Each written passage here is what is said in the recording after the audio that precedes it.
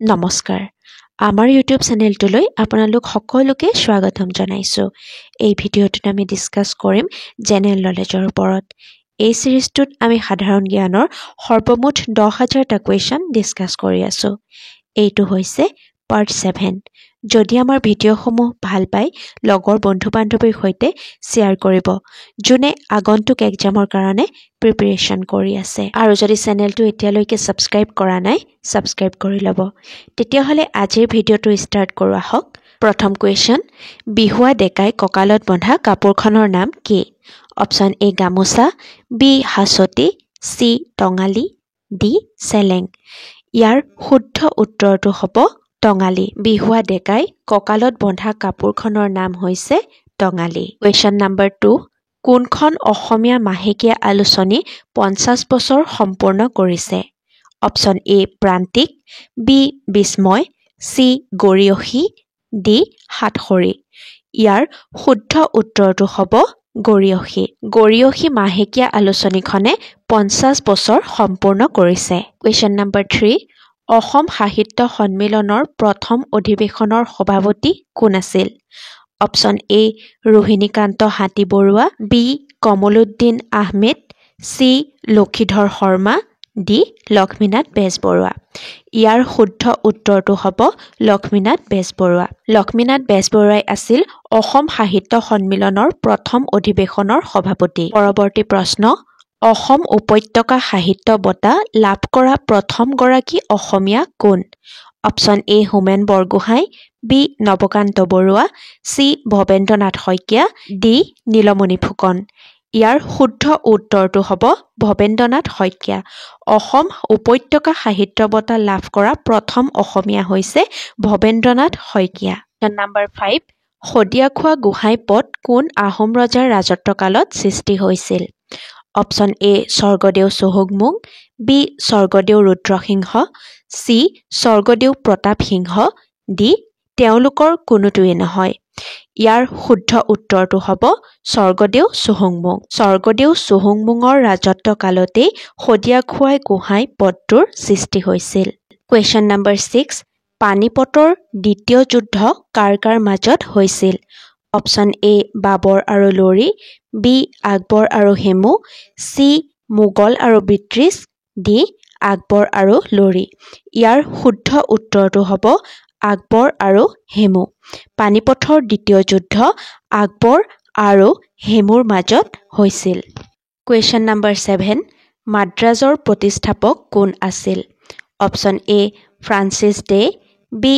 Lord Dalhousie C Sir John চাল্ট D Robert Clive ইয়াৰ শুদ্ধ উত্তৰটো হ'ব ফ্ৰান্সিছ ডে আছিল মাদ্ৰাজৰ প্ৰতিষ্ঠাপক পৰৱৰ্তী প্ৰশ্ন ব্ৰাক্সৰ যুদ্ধ কিমান চনত হৈছিল অপচন এ 1762 চনত বি 1764 চনত চি 1768 চনত ডি 1772 চনত ইয়াৰ শুদ্ধ উত্তৰটো হ'ব 1764 চনত ব্ৰাক্সৰ যুদ্ধ 1764 চনত হৈছিল কোৱেশ্চন নম্বৰ 9 তলৰ কোনটো সেউজগৃহ গেছে অজন স্তৰটো ক্ষতি কৰিব পাৰে option A BBR3 B NH3 C CH2N2 D CCl2F2 ইয়াৰ শুদ্ধ উত্তৰটো হ'ব CCl2F2 কোৱেশ্চন নম্বৰ 10 প্ৰথম অসমীয়া শিশু চলচ্চিত্ৰখনৰ নাম কি অপচন এ অবুজ বেদনা বি জীৱন সুৰভি চি পুবেৰুণ ডি চিকিমিকি বিজুলী ইয়াৰ শুদ্ধ উত্তৰটো হ'ব অবুজ বেদনাই হৈছে প্ৰথম অসমীয়া শিশু চলচ্চিত্ৰ পৰৱৰ্তী প্ৰশ্ন চলচ্চিত্ৰলৈ ৰূপান্তৰিত হোৱা প্ৰথম অসমীয়া উপন্যাসখনৰ নাম কি অপচন এ মিৰি জীয়ৰী বি পিতাপুত্ৰ চি পৃথিৱীৰ হাঁহি ডি মনুমতি ইয়াৰ শুদ্ধ উত্তৰটো হ'ব মনুমতি হৈছে প্ৰথম অসমীয়া উপন্যাস যি চলচ্চিত্ৰলৈ ৰূপায়িত কৰা হৈছে কোৱেশ্চন নম্বৰ 12 গণতন্ত্ৰৰ ধাৰণা শীৰ্ষক গ্ৰন্থখনৰ লেখক কোন অপচন এ অমিতাভ ঘোষ বি চেমপ্ৰীত দা চি সলমান ৰছিদ ডি অৰবিন্দ আদিগা। ইয়াৰ শুদ্ধ উত্তৰটো হ'ব চেম্প্ৰীত দা। চেম্প্ৰীত দা হৈছে গণতন্ত্ৰ ধাৰণা শীৰ্ষক গ্ৰন্থখনৰ লেখক। কুৱেশ্যন নম্বৰ 13, অসমীয়া ভাষাৰ গঠন আৰু বিকাশ গ্ৰন্থখনৰ লেখক কোন? Option A doctor Nagen Saikia, B Lakshminath Bezbaroa, C doctor Birinchi Kumar Barua, D doctor Banikanta Kakati. ইয়াৰ শুদ্ধ উত্তৰটো হ'ব ডক্টৰ বাণীকান্ত কাকতি। ডক্টৰ বাণীকান্ত কাকতিয়ে অসমীয়া ভাষাৰ গঠন আৰু বিকাশ গ্ৰন্থখন লিখিছিল। কুৱেশ্যন নম্বৰ 14, আনন্দ প্ৰসাদ আগৰৱালাক কি নামেৰে জনা যায়? অপশ্যন এ পাপৰি কবি, বি বনফুলৰ কবি, চি ভাঙনি কোঁৱৰ, ডি ৰূপ কোঁৱৰ। ইয়াৰ শুদ্ধ উত্তৰটো হ'ব ভাঙনি কোঁৱৰ। আনন্দ প্ৰসাদ আগৰৱালা দেৱক ভাঙনি কোঁৱৰ নামেৰেও জনা যায়। কুৱেশ্যন নম্বৰ 15, মেকং নৈ দেখিলো ভ্ৰমণ কাহিনীৰ লেখক কোন? Option A Devakanta Barua, B Nabakanta Barua, C Hem Barua, D Binanda Chandra Barua. ইয়াৰ শুদ্ধ উত্তৰটো হ'ব হেম বৰুৱা।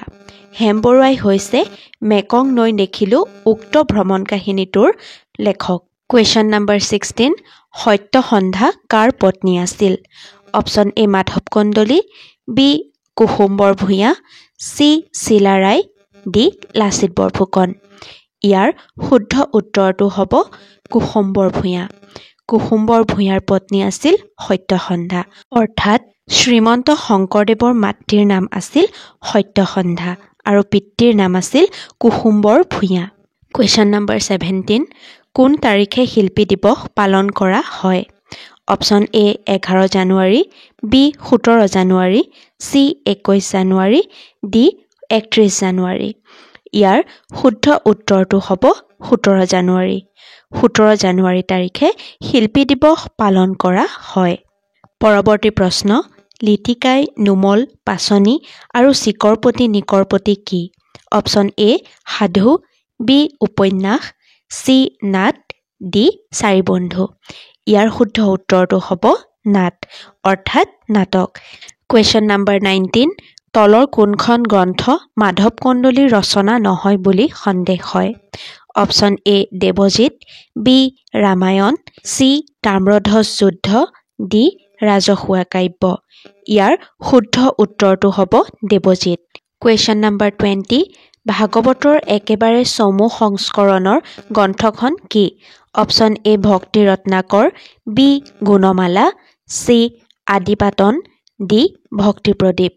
ইয়াৰ শুদ্ধ উত্তৰটো হ'ব গুণমালা। গুণমালাই হৈছে ভাগৱতৰ একেবাৰে চমু সংস্কৰণ গ্ৰন্থ। লগতে এই গ্ৰন্থখনক হাতী ভুৰুকাত ভৰোৱা বুলিও কোৱা হয়। এতিয়া আহিছোঁ পৰৱৰ্তী প্ৰশ্নলৈ। মাধৱদেৱৰ পিতৃৰ নাম কি আছিল?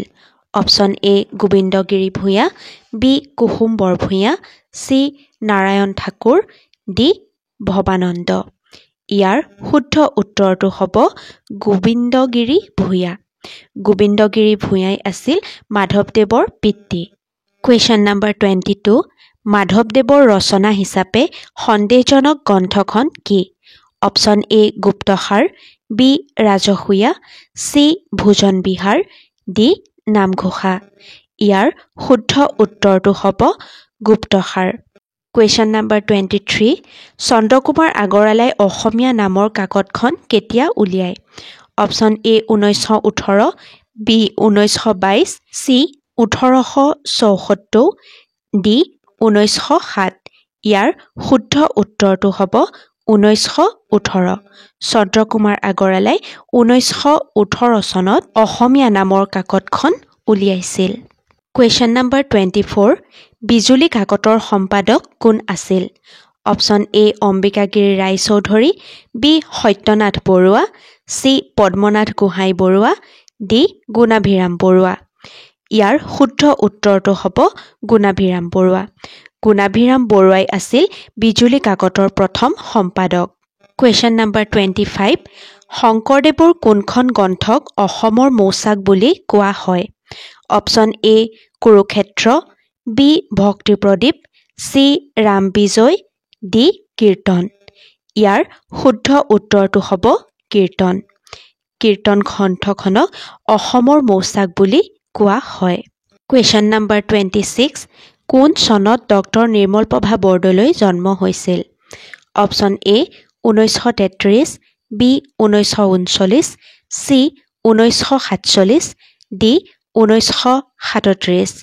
ইয়াৰ শুদ্ধ উত্তৰটো হ'ব 1933।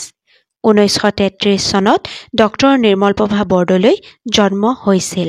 কুৱেশ্যন নম্বৰ 27 মহাত্মা গান্ধীৰ আদৰ্শৰে অনুপ্ৰাণিত হৈ চন্দ্ৰকুমাৰ আগৰৱালাই ৰচনা কৰা এটি কবিতা হ'ল অপশ্যন এ নঙঠা ফকীৰ, বি মানৱ বন্দনা, চি আনন্দ তীৰ্থ, ডি চিৰলগৰী। ইয়াৰ শুদ্ধ উত্তৰটো হ'ব নাঙঠা ফকীৰ।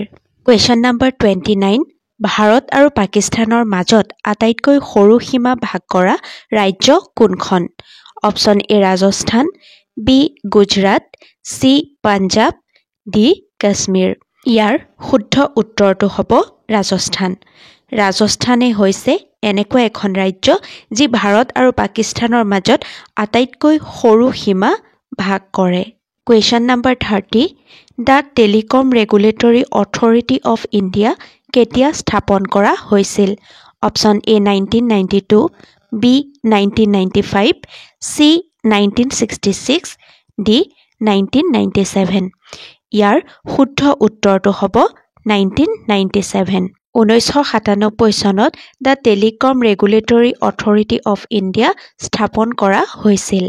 কুৱেশ্যন নম্বৰ 31 চন্দ্ৰকুমাৰ আগৰৱালাৰ কোনটো কবিতাৰ বিষয়বস্তু মালিতাৰ অন্তৰ্গত? অপশ্যন এ সন্ধিয়া, বি মাধুৰী, চি অকলশৰীয়া, ডি তেজীমলা।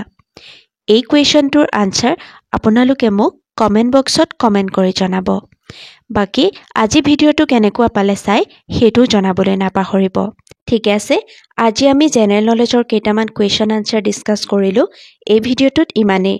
যদি ভিডিঅ'টো চাই ভাল পালে লাইক, কমেণ্ট আৰু ছাবস্ক্ৰাইব কৰিবলৈ একেবাৰে নাপাহৰিব। লগতে শ্বেয়াৰো কৰিব দেই। আকৌ লগ পাম নতুন ভিডিঅ'ৰ সৈতে। ধন্যবাদ।